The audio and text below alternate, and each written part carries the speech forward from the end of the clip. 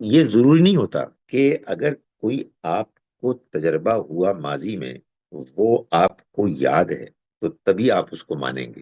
نہیں، ایسا بھی ہوتا ہے کہ ایک واقعہ ہو جاتا ہے اور آپ کو یاد نہیں ہوتا، مگر کچھ شواہد ہوتے ہیں جن سے کہ آپ کو محسوس ہوتا ہے کہ نہیں یہ ٹھیک ہے، مجھے یاد تو نہیں لیکن ٹھیک ہے. اس کی ایک سادہ مثال وہ ہماری بچپن میں لگی ہوئی چوٹیں ہیں جو کہیں لگی ہوتی ہیں اور نہیں معلوم ہوتا کہ کب گرے تھے، مگر وہ نشان بتا رہے ہوتے ہیں کہ آپ کو چوٹ لگی تھی.